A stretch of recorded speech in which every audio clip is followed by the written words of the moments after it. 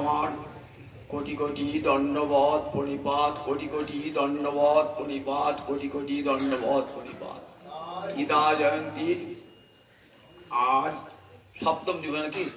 আজকে সপ্তম দিবস, গীতা জয়ন্তীর সপ্তম দিবস।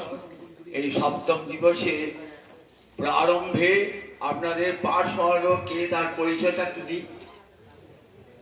কারণ দুটো বিষয়ই বড় কঠিন, কিন্তু কেমন সুন্দর করে আমাদের বোঝালেন বলুন দেখি। এত বড় কঠিন বিষয়টাকে একবারে সুন্দর করে প্রসঙ্গ থেকে একবারও অন্য কোনো বিধান নেই, শুধু প্রসঙ্গের মধ্যে থেকে গীতা যা যা বলেছেন সেগুলি আমাদেরকে সুন্দর করে তুলে ধরলেন। তিনি আমার ছাত্র, শিষ্য এবং ক্ষুদ্র প্রতিম, তাকে সবাই মিলে আশীর্বাদ করুন, সে যেন দীর্ঘ জীবন লাভ করে হরিকথা শোনাতে পারে। আমি একটু পিছিয়ে দেব, তার কারণ হচ্ছে দ্বাদশ অধ্যায় গীতার সবচেয়ে গুরুত্বপূর্ণ যুগ, সেই দ্বাদশ অধ্যায় কথাটি কিন্তু অস্পৃষ্ট থেকে গেছে। একাদশ অধ্যায় শুনলেন তো, তারপরে আজ ত্রয়োদশ অধ্যায়, মাঝখানে দ্বাদশ অধ্যায়টা তো বড় গুরুত্বপূর্ণ। সেই ভক্তিযোগের কথা বলাই হয় না, যদিও সব কথা গীতার বলাই যাচ্ছে না, ছুঁয়ে ছুঁয়ে ছুঁয়ে ছুঁয়ে যাচ্ছে আমরা, তথাপি ভক্তিযোগ একটা গুরুত্বপূর্ণ বিষয় ভগবদ গীতার। একাদশ অধ্যায়ে দেখলেন যে গীতার বাণী একবারে চরমে উঠল, ভগবানের উপদেশ একবারে চরমে উঠেছে। নাটকে কি বলে এটাকে? ক্লাইম্যাক্স, চরমে ওঠা।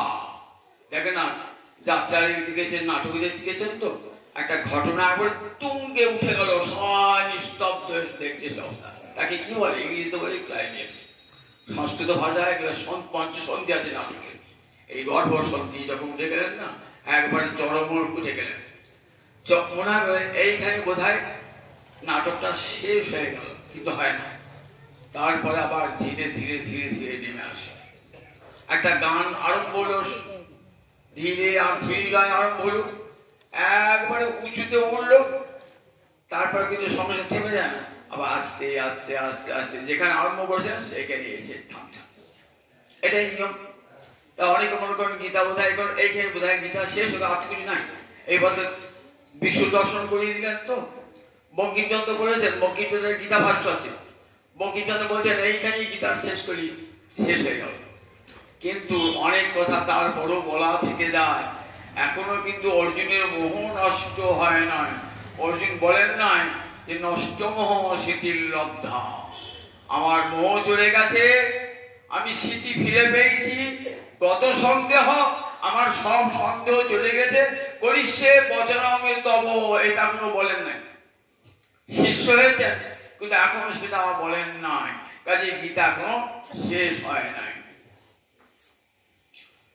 আমরা দেখি গীতার একাদশ অধ্যায়টা এমন অধ্যায়, এটি ব্রহ্ম অধ্যায় বলা হয়েছে গীতা।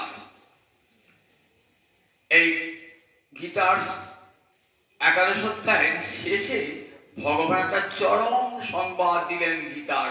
এই শ্লোকটিকে বলে সমস্ত গীতার সার, সমস্ত গীতার সার।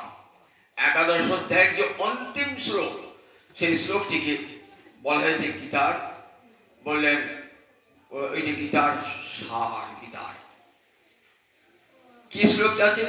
মত কর্মকৃত, মত পরম, মদ ভক্ত, সঙ্গ বর্জিত, নির্বৈর সর্বভূতেষু পাণ্ডব সমামেতি। বললেন শোনো অর্জুন, হে তৃতীয় পাণ্ডব অর্জুন, গীতার উপদেশ কি কি? বলেন কর্ম, জ্ঞান, যোগ, ভক্তি আর পরাভক্তি, এই পাঁচটাই কিন্তু আছে এখানে। মত কর্মকৃত বললেন আমার কর্ম করো, কর্ম তো কেউ ত্যাগ করতে পারে না। আমরা দেখেছি গীতার 3টে শতক আগে দিন বলেছি, প্রথম থেকে 6টা অধ্যায় কি কি বলে? কর্ম শতক, মাঝেরটা ভক্তি শতক 7 থেকে 12, তারপর থেকে 13 থেকে 18 পর্যন্ত চলে গেল, এটা বলে জ্ঞান শতক। মাঝে আছে ভক্তি শতক। তাহলে কর্ম, জ্ঞান, ভক্তি। কর্ম কেউ কখনো ত্যাগ করতে পারে না, কর্ম ত্যাগ করে পৃথিবী অচল। তাহলে কর্ম করতে হবে কেমন করে? বলেন দেখো, তুমি কর্ম করবে কিন্তু তোমার কর্মে তোমার অধিকার, মা ফলেষু কদাচন, ফলে তোমার অধিকার নাই। তারপরে কি বলেন? কর্ম করো, ফলটা তুমি আমাকে অর্পণ করো, তৎকুরুষ্য মদর্পণম। কর্ম করো, ফল আমার। তৃতীয় ধাপে কি বলেন? কর্ম আমার, ফল আমার। কর্ম আমার, ফল আমার। তুমি ভেবো না আমি কর্ম করছি, নিমিত্ত মাত্রং ভব সব্যসাচিন। তুই বল তুমি যুদ্ধ করবো না, এখনো অহংটা যায় নাই, নয় অর্জুন? এখন অহংকারটা তোমার যায় নাই। আমি করব, আমি করবো না, আমি কথাটাই তো খারাপ।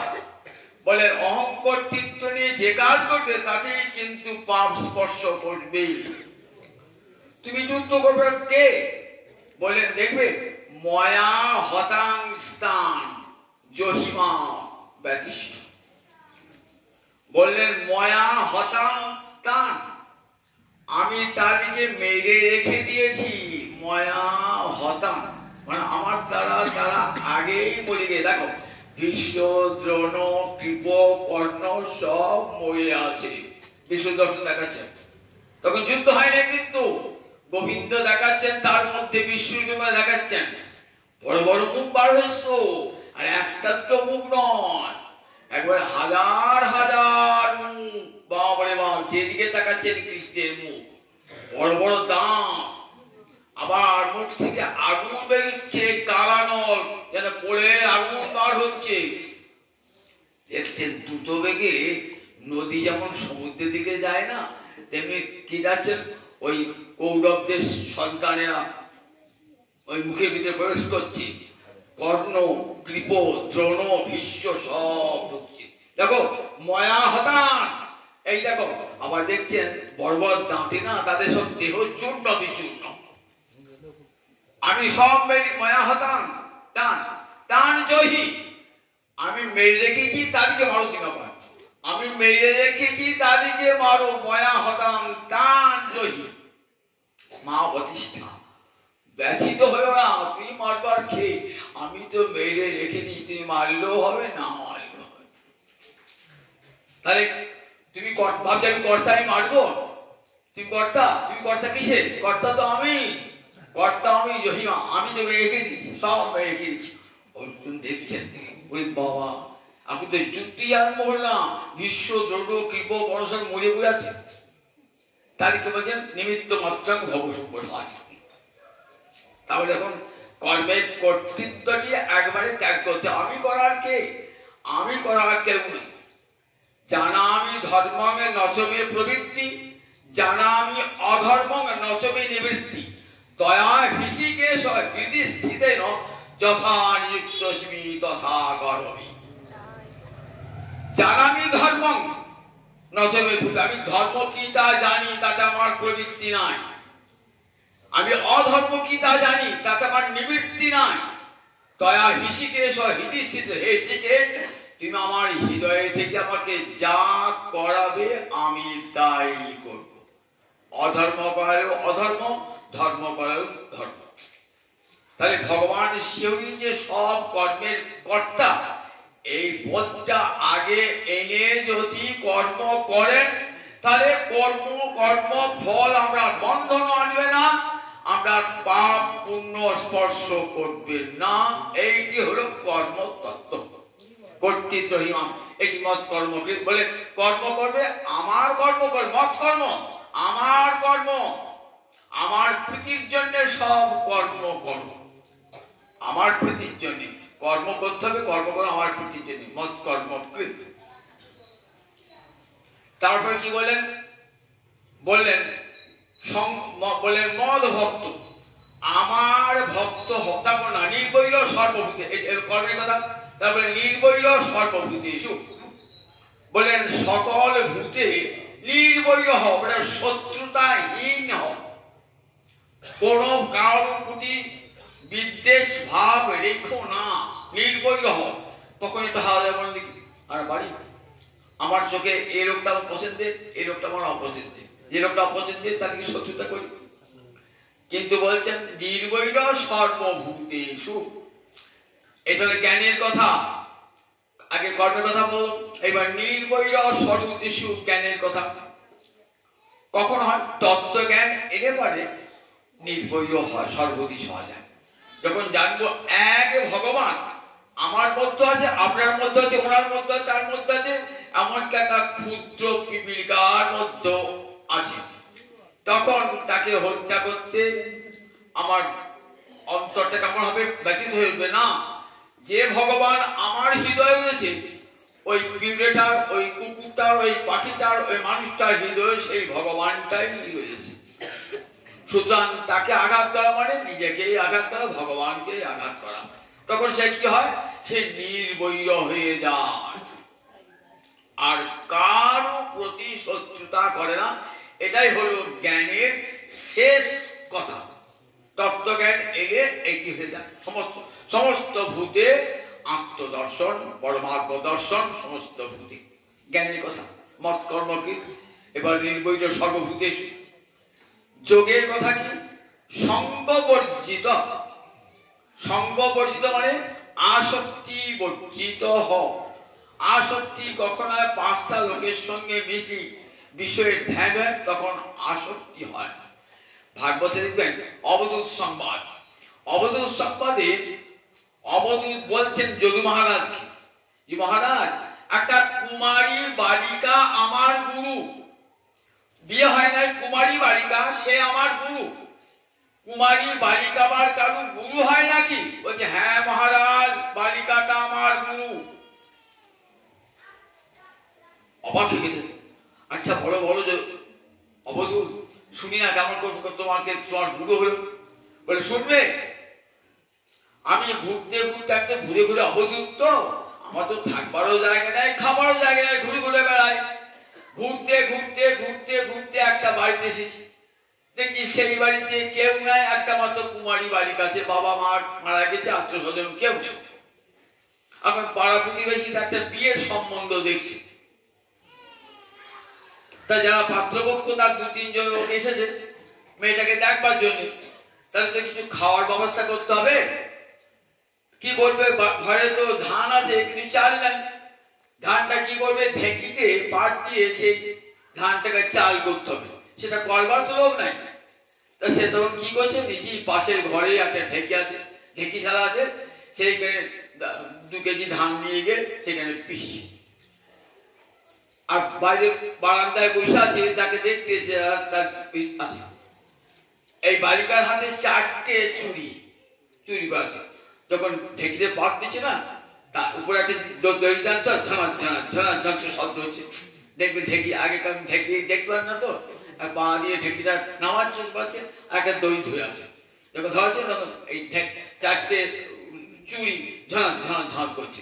ও ভাবছে তাদের আমার যারা দেখতে এসেছে, ওরা ভাবছে যে এই বালিকাটাই শেষকালে ধান কুটছে। তখন কি করলে? লজ্জায় 2 গাছা চুড়ি খুলে দিল। দেখছে সব অবধূত, তাকিয়ে তাকিয়ে দেখছে অবধূত। এই গাছ থেকে 2 গাছা, এই গাছ থেকে খুলে দিল। আবার ঢেকিতে বাদ দিচ্ছে, দেখছি তখন ঝাড়া ঝাড় শব্দ হচ্ছে। তবে এই গাছ থেকে এই হাত চুড়ি, হাত থেকে 1 গাছা, এই হাত থেকে 1 গাছ করে দিল। 1 গাছে কোথায় হলো? অবধূত হেসে উঠলো, আমি পেয়ে গেছি, গুরু পেয়ে গেছি। ওগো মা, আজ তুমি আমার গুরু হলে। কি করে গুরু হলো? শিক্ষা দিয়ে গেলে। বাঁশে বহু গান কলহ, ভজন যখন করবেন একসঙ্গে থাকলে না আর ভজন হবে না, কথা কথি নানা রকম হবে, তো হবে না। দয়র কর্তা আর 2 জন তৈরি থাকে, তারও কথাবার্তা হবে। এক এব চরেত সাধু কুমার্যা ইব কঙ্কন। সাধু একাকী বিচরণ করবে কুমারীর হাতের কঙ্কনের মতো। এক গাছি কচুকনি শব্দ নাই, বাসে বহুনাং কলহ ভবেদ বার্তা দয়রপি, দুটো থাকলেও কথা হবে। অর্থাৎ যখন ভজন সাধন করবেন তখন নির্জন স্থান, যদি উপযুক্ত সম বাসনযুক্ত লোক না থাকে, যদি অভক্ত, তার সঙ্গে কথাবার্তা না বলে একাকী বিচরণ করবেন। সঙ্গ বর্জিত, আসক্তি বর্জিত, সঙ্গ বর্জিত। আর আসক্তি যদি কোনো বিষয় অভিনিবেশ করতে হয়, মনটাকে সরিয়ে আনতে হতো। কৃষ্ণ ভজন করবেন চতুর্দিকে খিচিবিচি, কি করে মনটাকে সরিয়ে আনতে হতো? তাহলে আসক্তি বর্জন করে তবে তো ভজন, মনটাকে ভজন করবেন। কিন্তু দেখবেন চতুর্দিকে এমন লোক যা সব আমার ভজনের বিরোধী, তখন ধীরে ধীরে তাদের কাছ থেকে সরিয়ে গিয়ে মনটাকে নির্জনে নিয়ে গিয়ে বসাতে হয় এবং সংসারে সকল চিন্তা থেকে মনটাকে সরিয়ে আনতে হয়। সেই জন্য ধ্যান যোগের ব্যবস্থা। বলেন যোগীরা কি করেন? চিত্তবৃত্তি নিরোধ। আমাদের চিত্ত চারদিকে ছড়িয়ে রয়েছে, এখানে সেখানে ছড়িয়ে রয়েছে। কি করবো? যখন গোবিন্দ চরণ, লক্ষ্মী নারায়ণ চরণ ধ্যান করবো, তখন মনটাকে ধীরে ধীরে ধীরে ধীরে সরিয়ে আনতে হবে। সব ইন্দ্রিয়কে সরিয়ে নিয়ে এসে এই লক্ষ্মী নারায়ণ চরণে, গোবিন্দের চরণে মনটাকে দিতে হবে, তবে তো হবে। তা সেটা কি করতে হয় না, সব আসক্তি ধীরে ধীরে সরাতে হবে। তা এই হলো যোগের শেষ কথা। তাহলে কর্মের কথা, জ্ঞানের কথা, যোগের কথা। তারপর মদ ভক্ত। বলেন আমার ভক্ত হও, আমার ভক্ত হও। আমার ভক্ত হও মানে ভক্তির কটা অঙ্গ? ভক্তির 9টা অঙ্গ। শ্রবণং কীর্তনং বিষ্ণু শরণং পাদ সেবনং অর্চনং বন্দনং দাস্যং সক্ষম আত্মনিবেদনম। প্রহ্লাদ বলেছেন শ্রবণ, কীর্তন, শরণ, বন্দন, অর্চন এগুলো ভক্তির অঙ্গ। আমাকে নিয়ে থাকো, আমার পূজা অর্চনা করো, আমার জন্য তুলসী চয়ন করো, আমার জন্য চন্দন বাটো, আমার জন্য মালা তৈরি করো, আমার ভোগের ব্যবস্থা করো। এমনি করে আমার ভক্ত হও। আমার আমার ভক্তিতে, ভক্তি অঙ্গে সব সময় যুক্ত হয়ে থাকো। এই ভক্তি অঙ্গ হতে হতে কি হয় না, মত পরম পরাভক্তির দরজায় পৌঁছে যায়। পরাভক্তি, গীতা কিন্তু এই পরাভক্তির কথা ইঙ্গিত মাত্র দিয়েছেন।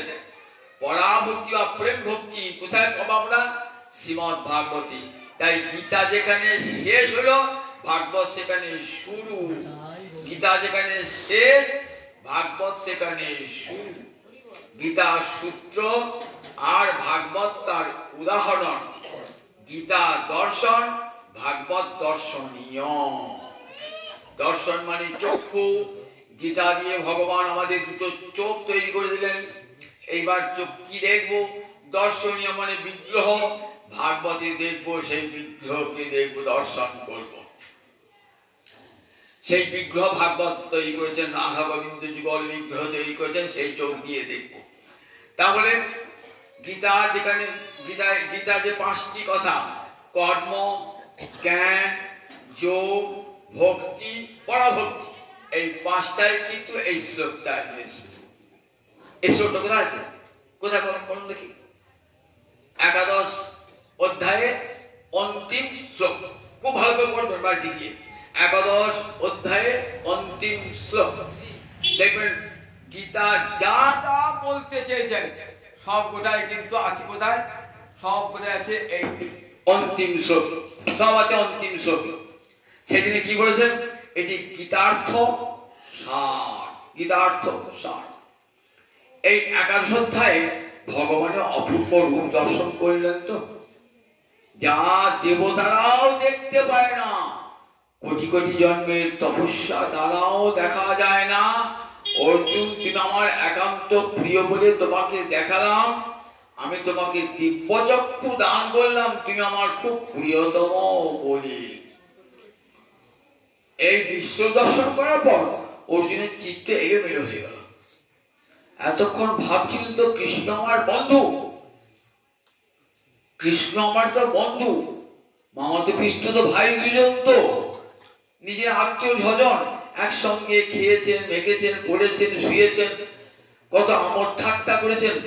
ওরে বাবা, সারথ হয়ে রথ চালিয়ে এলো, এসে এত বড় রূপ, যেদিকে তাকাচ্ছে নান্তং না মধ্যং নপুনস্তবানি, ওরে বাবা, তোমার চরণটা কোথায়, মাথাটা কোথায়, তোমার পেটটা কোথায়, দেখতে তো পাচ্ছি না। যেদিকে তাকাচ্ছে সারাদিকে বিশ্বময় রূপ তোমার। অর্জুন ভয় পেয়ে গেছে। অর্জুন সখার এবং রূপ দেখে আখ্যাই মেয়েকো ভবানুগ্র রূপ। এ বলছে আপনি বলছেন, বন্ধুকে কেউ আপনি বলে, তুই বলে না তুই বলে। বন্ধু বলছে ভবান মানে সংস্কৃত ভবান মানে কি আপনি, কে আপনি? অর্জুন বলছেন কৃষ্ণকে কে আপনি, এমন উগ্র ধারণ করেছেন, কে আপনি? দেখুন অর্জুনের সূক্ষ্ম রস সংকুচিত হয়ে গেছে। এই বিশ্বরূপ মাও দেখেছেন, কিন্তু মা যশোদা বৃন্দাবনে মা যশোদা দেখেছেন না, বিশ্বরূপ দর্শন করেছেন। মাটি খেয়েছি, হা করতো দেখি, খাই নাই মাটি। সর্বে মিথ্যা বিশংসন, ভাই মিছে কথা বলছে, আমি মাটি খাই নাই মা, তুমি আমাকে বকবে তো, সেই বকাটা শুনে আনন্দ করবে। আমি সত্যিকার মাটি খাই না, সবে মিথ্যা বিশংসন। সবাই মিছে কথা বলছে আর তুই সত্যি বলছিস। হ্যাঁ, মা যশোদা দাঁড়িয়ে বলছে আচ্ছা বলাই দাদা, ও তো কোনদিন মিছে কথা বলে না, বেশ দাদাকে জিজ্ঞেস করো। বলাই বলছে মা আমি নিজের চোখে দেখেছি মাটি খেয়েছে, নিজের চোখে দেখেছি। বেশ বলে দাদা করছিস কথাই তো সত্যি, আমার কথা মিথ্যা তো? বলে আছে বেশ তুই হাঁ কর। হাঁ করবো, হাঁ কর, ব্যাদেহি মানে হাঁ কর। বেশ মা আমি হাঁ করছি, পশ্চিমে মুখম হাঁ।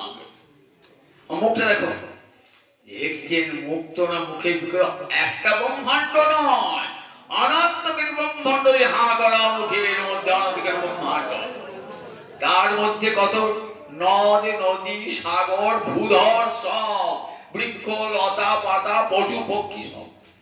আবার তার মাঝে বৃন্দাবন, আবার তার মাঝে হাঁ করে আছেন গোপাল, হাঁ করে আছেন মা মুখা দেখছে। দেখলেন তো, দেখে তো মায়ের তো মনে হচ্ছে মা তো প্রণাম করা উচিত। আর আমার ছেলে ভগবান, মাটা ভাবেন নাই। মা ভাবলেন এই কি দেখলাম আমার গোপালে, তাহলে আমার গোপাল কি বাঁচবে না?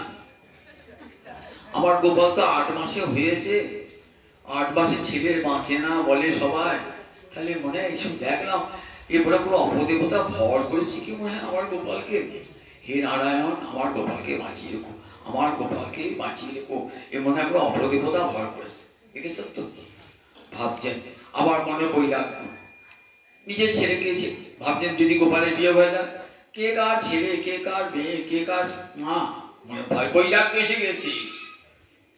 মা ভাবছে মা যদি আমার বৈরাগিনী হয়ে যায়, কে করে করে দুধ খাওয়াবো আমাকে, আদর করবে। সঙ্গে সঙ্গে বৈষ্ণবী মায় আমি বেতন যোগমায়াকে বিস্তার করে, মা সঙ্গে সঙ্গে আমার গোপালকে আমার গোপাল আমার গোপাল আমার গোপাল বলে করে জড়িয়ে স্তনদুগ্ধ দান করছেন। এতক্ষণ দেখলে এত বড় হাঁ, একটা ব্রহ্মাণ্ড নয়, অনন্তকোটি ব্রহ্মাণ্ড ঢুকে গেছে। আর মায়ের স্তনদুগ্ধ মুখে ধরছে না, 2 গজ দিয়ে গড়িয়ে গড়িয়ে গড়িয়ে গড়িয়ে পড়ছে। তাহলে দেখুন বৃন্দাবনে মায়ের দর্শন, মায়ের বিশ্ব দর্শন আর অর্জুনের বিশ্ব দর্শন, দুটো দর্শনে কত পার্থক্য একবার দেখুন। এই দেখুন বৃন্দাবনে পরাভক্তি আদর্শ, সেখানে কৃষ্ণকে ভগবান বলে কেউ জানে না। মোর পুত্র, মোর সখা, মোর প্রাণপতি, কৃষ্ণকে ঈশ্বর নাহি জানে ব্রজজন। এই বিশ্ব দর্শন করে অর্জুনকে তো বলে ঠাকুর আমি তোমাকে বন্ধু বলে ডাকতে পারছি না, বন্ধু বলেছি, সখা বলেছি, একসঙ্গে খেয়ে দিয়েছি, ক্ষমা করে দাও, ক্ষমা করে দাও। জগতে কোনো বন্ধু কোনো বন্ধু ক্ষমা চায়, ক্ষমা চায়, কিন্তু এখন কেমন কেমন অসংকোচ ভাব এসে গেছে। ক্ষমা ক্ষমা ক্ষমা কর তুমি আমাকে, আমি যা বলেছি অজানতা তব মহিমা ন, আমি তোমার মহিমা জানতাম না বলেই তোমাকে নিজের বন্ধু বলে মনে করা হাসি ঠাট্টা করেছি, তার খামই আমি ক্ষমা চাইছি। ক্ষমা চাইছেন অর্জুন ভগবানের কাছে, ক্ষমা চাইছেন। আবার তোমার সেই রূপটা দেখাও না, আমার যেটা অভিষ্ট রূপ শঙ্খচক্র গদা পদ্ম, সেই রূপটা আমি যে ভগবানকে আরাধনা করি দেখালেন। তাতেও অর্জুনের শান্তি আসছে না। তখন ওই সারথি রূপটা, 2 হাত 2টি চরণ দেখাও। যখন মানুষ দৃষ্টি মানুষ রূপ, মানুষরূপ দর্শন করে, নরলীলা দর্শন করে, নররূপ দর্শন করে অর্জুনের মনে শান্তি এলো। এইবার অর্জুনের মনে একটা প্রশ্ন থাকলো, আচ্ছা প্রভু, তোমার এই বিশ্বময় ছড়ানোর রূপ এই একটা রূপ, আর একটাই সারথি রূপ, একটা তোমার সাকার বিগ্রহ, আর একটা তোমার নিরাকার মূর্তি। এই দুটোর মধ্যে কোনটা ভজন করলে জীবের দুটো মুক্তি লাভ হয়ে যাবে? এই কোনটা সুখাবহ, কোনটা শ্রেষ্ঠ? ওই তোমার নিরাকার ভজনটা না সাকার ভজনটা? ভগবান কি বলেন? ভগবানকে উত্তর দেওয়া বড় কষ্ট, শক্ত। মায়ের দুটো ছেলে, একটা ছেলে সারা বিশ্ব বিরাট পণ্ডিত হয়ে সারা বিশ্বে ঘুরে বেড়াচ্ছে, আর একটা ছেলে মায়ের কোল ধরে আছে। দুটো ছেলের মধ্যে কোনটা ভালো? মা বলতে পারে মা আমার দুটোই ভালো। ভগবানও তাই বলছেন। কি বলছেন ভগবান?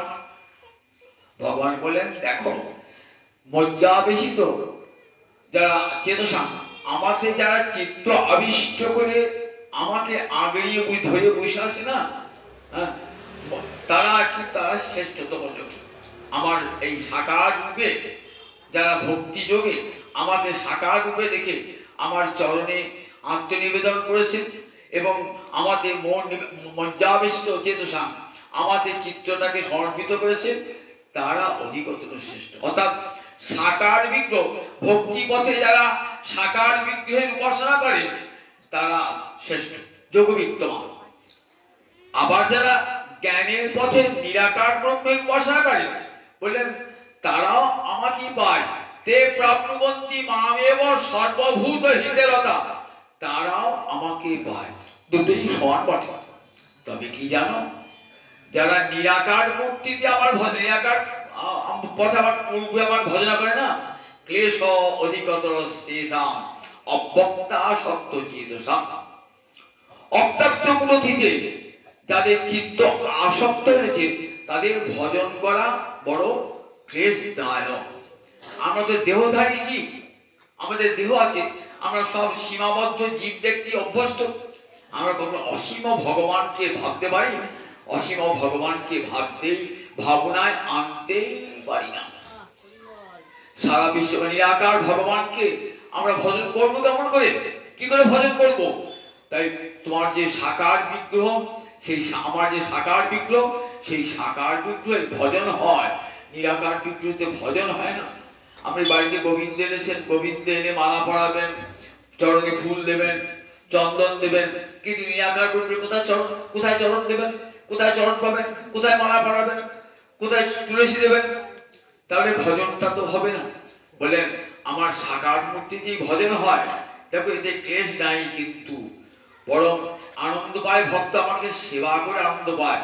কিন্তু যারা জ্ঞান পথে নিরাকার ব্রহ্মের উপাসনা করে তারা কিন্তু আমার অর্চনা করতে পারে না, আমার সেবা করতে পারে না, এবং তাদের অত্যন্ত ক্লেশ হয়।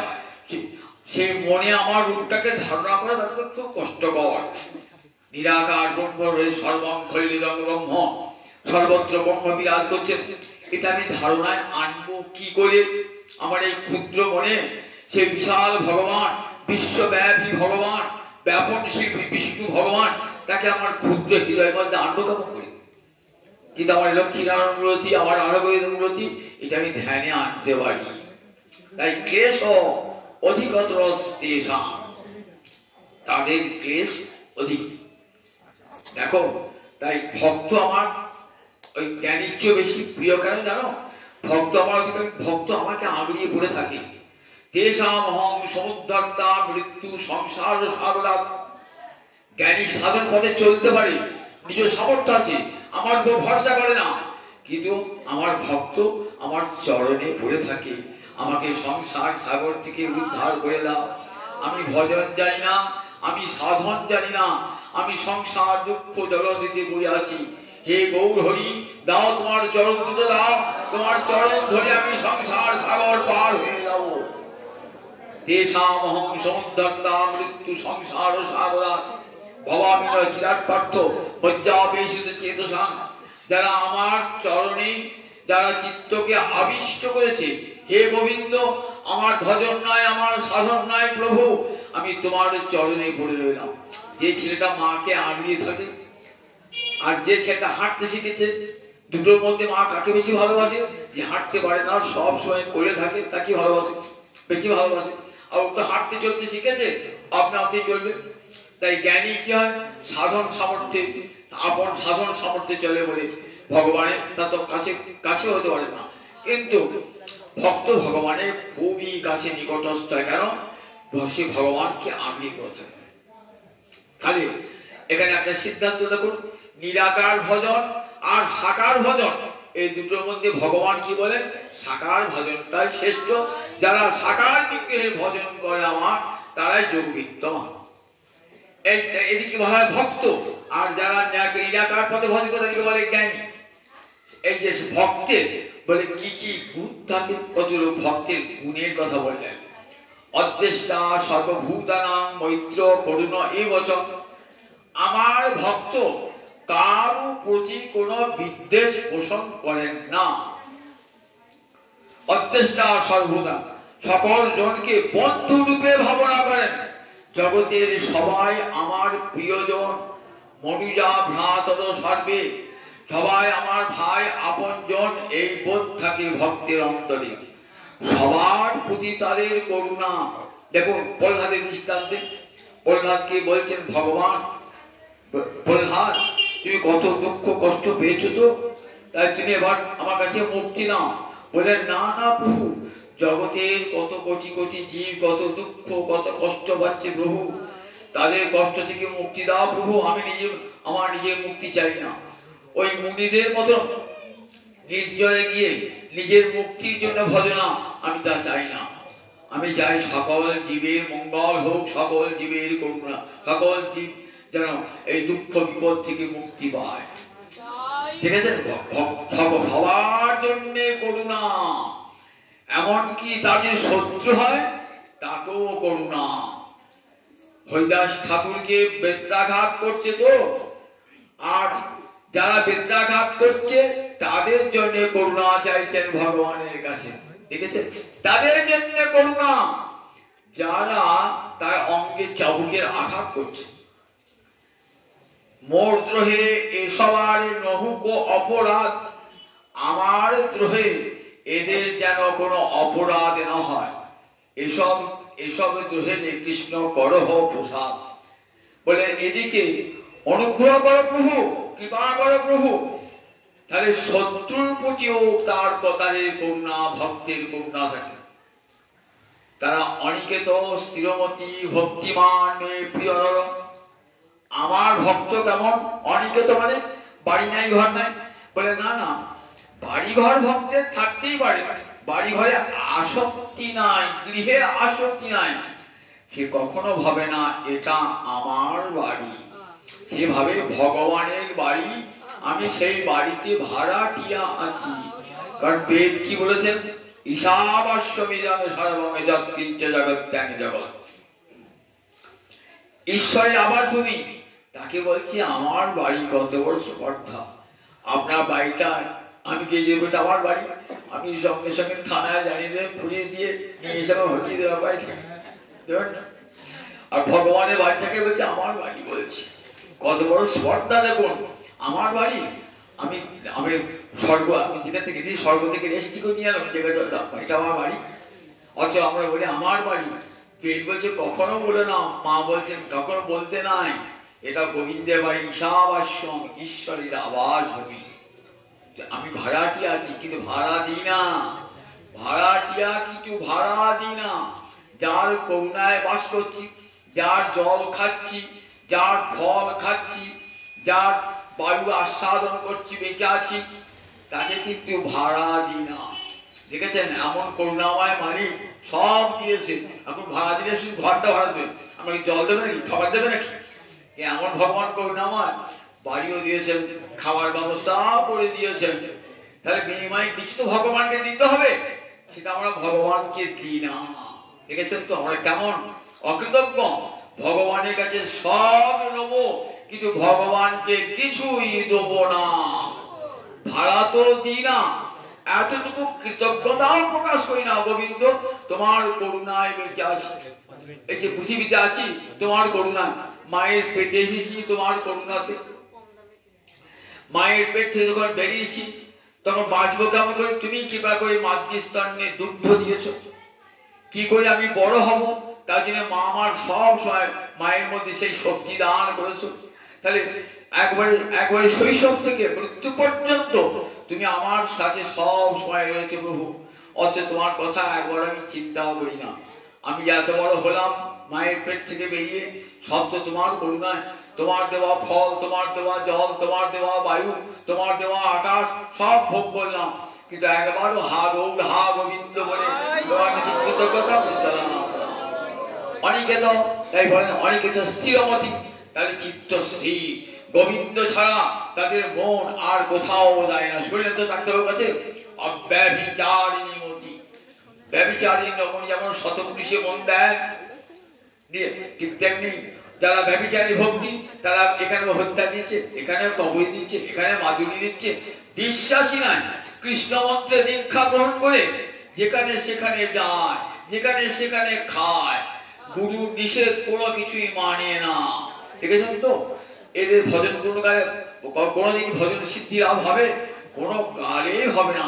ওই গলায় মালাই রাখুন আর তিলকি রাখুন আর যত ভাগবত পাঠই শুনুন, যখন স্থির মতি না হচ্ছে, ভজন না হলে কিছুই হয় না।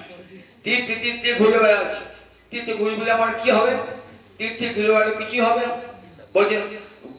বলছেন দেখো, তীর্থযাত্রা পরিশ্রম কেবল মনির ভ্রম, সর্বসিদ্ধি গোবিন্দ চরণ।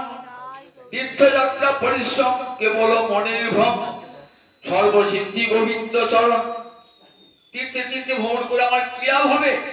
বহু দেশ দেখা হবে, বহু মানুষের পরিচয়, ভালো মন্দ খাওয়া হবে, সর্বসিদ্ধি গোবিন্দ চরণ।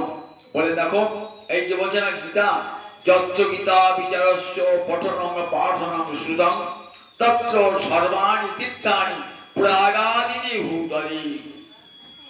বাড়িতে বসে বসে গীতা পাঠ করুন, একটা ভজন তো একটা গীতা পাঠ তো একটা ভজনের অঙ্গ। যত্র গীতা বিচারস্য পঠনং পাঠনং শ্রুতং, যেখানে গীতা পাঠ হয়, গীতা বাক্যের বিশ্লেষণ হয়, যদি কান পেতে সেখানে শোনা হয়, তত্র সর্বাণি তীর্থানি, সব তীর্থ এসে গেছে, বৃন্দাবন গয়া গঙ্গা সব এসে গেছে ভূতলে। আর আমার যেতাম কোথাও? কোথাও যেতে হবে না। সহায় জায়তে শীঘ্রম যত্র গীতা প্রবর্ততে। কি আছেন? বালকৃষ্ণবি নারদ ধ্রুব পার্শ্বদে।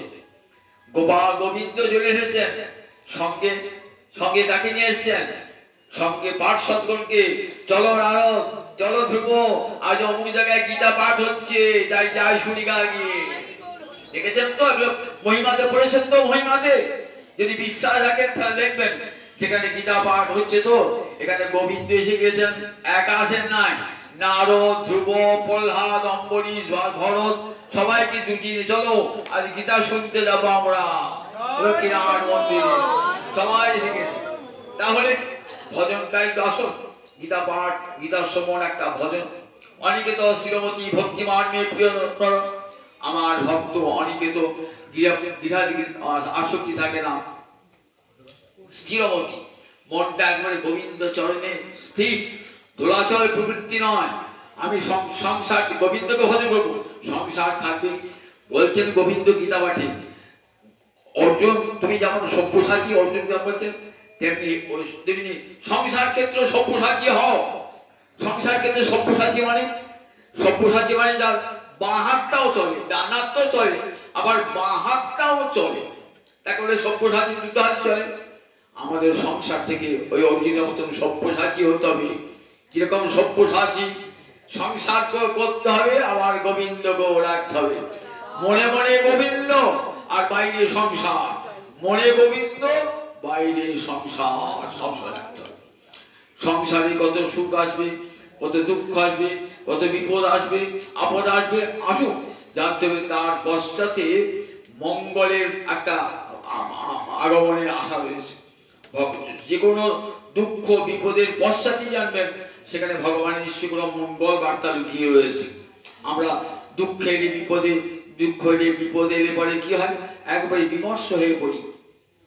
কিন্তু শাস্ত্র বলছে দেখো ভগবান তো মঙ্গলময়, কারও অমঙ্গল তিনি করেন না। সমস্ত যদি কোনো অমঙ্গল দেখেন জানবেন সে অমঙ্গলের মধ্যে একটা মঙ্গল রয়েছে লুকিয়ে। তিনি করুণাময়, তিনি মঙ্গলময়, কখনো ভগবান কখনো কোনো অমঙ্গল কারো করেন না। তিনি বিশ্ববিদ্যা আমল করবেন কেন? একটা গল্প শোনায়, অনেক রাত্রি হয়ে তো একটা গল্প শোনায়, গান শোনাতে হবে। একটা গল্প শোনায়, এখন এক রাজার এক মন্ত্রী আছে, রাজার মন্ত্রী, তার মন্ত্রী খুব ঈশ্বর বিশ্বাসী, রাজা তো ঈশ্বর বিশ্বাস করেন না। মন্ত্রী সবই দিয়ে যা ভগবান সুখ দুঃখ যা দেন সবই পিছনে পিছনে মঙ্গলে কোনো বার্তা থাকে। রাজা হঠাৎ একদিন রানী মারা গেল, রানীকে খুব ভালোবাসতেন, রানী মারা গেল। মন্ত্রীকে এসে বলছেন, মন্ত্রী মশাই এই বয়সে না রানী চলে গেলেন, মনে বড় দাগা দিয়ে গেলেন। মন্ত্রী বলছেন, ভগবান যা করেন মঙ্গলের জন্য, জানবেন পিছিয়ে কোনো মঙ্গল আছে। কথাটা শুনে রাজার মনে তৃপ্ত হল না। রাজা শান্তি দান করতে একটা প্রবোধ দান করতেন, তাহলে ভালো হতো। খুব বিরক্ত ভাব হলেন। আবার কিছুদিন বাদ রাজার একমাত্র সন্তান মৃত্যু গেল। রাজা এসে বলছেন, মন্ত্রী মশাই আমার একটা ছেলেটা, রানী চলে গেল, ছেলেটাও চলে গেল। মন্ত্রী বলছেন, ভগবান যা করেন মঙ্গলের জন্য। এই বলে কি লোকটা, স্ত্রী হয়ে গেল মঙ্গলের জন্য, আবার ছেলে হয়ে গেল সব মঙ্গলের জন্য। মনে মনে খুব বিরক্ত। কিছুদিন বাদ রাজা যুদ্ধ করতে গেছে, রাজার তরবারিতে আঙুলটা কেটে গিয়েছে। এসে বলছে, রাজা মশাই, মন্ত্রী মশাই আমার আঙুলটা কেটে গেল। ভগবান যা করেন মঙ্গলের জন্য। লোকটা বলে কি ভগবান যা করেন, যাও তোমাকে চাকরি করতে হবে, বেরো, সবাই মঙ্গলের জন্য। আমার আঙুলটা কেটে রাজি মরে গেল, ছেলে মরে গেল, আঙুলটা কেটে গেল, সবাই মঙ্গলের জন্য, পারো বেরিয়ে যাও। বেশ আজকে তোমার চাকরি নাই, ভগবান যা করেন মঙ্গলের জন্য। কিছুদিন বাদ রাজা বেরিয়েছেন মৃগয়া করতে। মৃগয়া করতে করতে একটা বনের মধ্যে ঢুকে পড়েছিল, সন্ধ্যে লেগে গিয়েছে, আর সঙ্গে কেউ নাই। সেই বনেতে সেই ডাকাত দল আছে, তারা কালী পুজো করে, নরবলি দেয়। কোথাও ধরিয়া, যাকে ধরিয়া সে বাড়িয়েছে, ধরিয়া খুঁজে খুঁজে খুঁজে খুঁজে কি করবে, রাজাকে ধরে চলে গেছে। দেখা রাজাকে ধরে নিয়ে গিয়েছে, রাজাকে নিয়ে গেছে, নিয়ে দেখি লোকটা কেমন, দেখছি আঙুলটা কাটা, হবে না তো, ফুতার মানুষ বলে হবে, ফুতার মানুষ তাই গিয়েছে। তখন ওর মনে হয়েছে সত্যি ভগবান যা করেন মঙ্গলের জন্য। আমার আঙুলটা কাটা গিয়েছিল, তাই ছাড়া পেলাম, না ছাড়া পেতাম না। ফিরে আসার পর মন্ত্রীকে ডেকে বলেছে, মন্ত্রী মশাই আপনি আমি যা বলেছিলাম সত্যি ভগবান যা করেন মঙ্গলের জন্য। বেরিয়েছিলাম মৃগয়া করতে, আর ডাকাতের দলে পড়ে হাতে পড়েছিলাম, ডাকাতরা আমার আঙুলটা কাটা থেকে আমি ছেড়ে দিলেন। তখন বলছেন, আচ্ছা মন্ত্রী মশাই সবই বুঝলাম, আপনাকে চাকরি থেকে বরখাস্ত করলাম, সেটা বলে ভগবান যা করেন মঙ্গলের জন্য কেন? তারপরে রাজা, আমি তো সবসময় আপনার সঙ্গে থাকতাম, ওদিন যদি আমি আপনার সঙ্গে যেতাম তাহলে আমার তো নিখুঁত দেহ, আমার কি বলি তো ভগবানের চারটা বরখাস্ত করেছিলেন, সেটা মঙ্গলের জন্য। কারণ ভগবান যা করেন সত্যি মঙ্গলের জন্য, মঙ্গলময় তো তিনি সকল বিষয় মঙ্গলময়। যখনই জানবেন দুঃখ বিপদ আসছে না, সকল মধ্যে একটা মঙ্গলের বার্তা লুকিয়ে রয়েছে, এটা ভক্ত জানি। তাই সুখী দুঃখী বিপদে তারা কাতর হয় না, জানেন ভগবানের দৃঢ় বিশ্বাস অন্তরে থাকে। এই বিশ্বাসটা কিন্তু দেখুন ভক্তের অন্তরে দৃঢ় রূপে থাকে। শত বিপদেও ভক্ত উচ্চমান হয় না। সংসারে থাকলে কত দুঃখ জ্বালা, ভক্ত তার মধ্যে। মহারাজ যুধিষ্ঠির দেখুন তার প্রমাণ, রাজর্ষি ভরত দেখুন তার প্রমাণ, মহারাজ অম্বরীশ দেখুন তার প্রমাণ। সামনে মৃত্যু এসেছে মহারাজ অম্বরীশের, পরীক্ষিত তো 2 দিন বাদে 7 দিন বাদে মহারাজ অম্বরীশের সামনে মৃত্যু এসেছে। তথাপি মহারাজ অম্বরীশ এতটুকু বিচলিত হন না, সম্মুখে মৃত্যু আজও বিচলিত হন নাই। তাই ভক্ত কখনো মৃত্যু ভয়ে ভীত হন না, এটা ভক্তের একটা বড় গুণ। কারণ সে শরণাগত, যেন আমার দেহটা গোবিন্দ চরণে দিয়েছি, রাখতে হয় তিনি রাখবেন, মারতে হয় তিনি মারবেন। এই ভক্ত হয় অকুত ভয়, কোনো কিছুতে আর ভক্তির ভয় থাকে না, ভক্ত হয় নির্ভীক। এই সমস্ত ভক্তের গুণ শোনালেন এই ভক্তি যোগে। ভক্তি যোগটা ভালো করে পড়বেন সবাই, ভক্তি যোগটা। এই ভক্তি যোগে ভগবান দেখেছেন আমার ভক্ত দেখো কেমন, আমার কেন আমার প্রিয় হয়। এই ভক্তি বলছে ধর্মামৃত, সে বলে অমৃত, ভক্তি অমৃত তুল্য। অমৃত পান করলে যেমন অমর হয়ে যায়, তেমনি ভক্তি গ্রহণ করলে, হৃদয়ে ভক্তির সামৃত পান করলে মানুষ অমর হয়ে যায়, নির্ভীক হয়ে যায়। এমনি করে জগৎ জীবকে ভক্তি ভগবান শ্রীহরি অর্জুনকে উপলক্ষ করে এই ভক্তি অসামৃত দান করলেন ভক্তি যোগে। আজ এইখানে হরিকথার সমাপ্তি। ভাগবতী বিশ্রাম জয় নিতাই একটা কীর্তন শোনায়।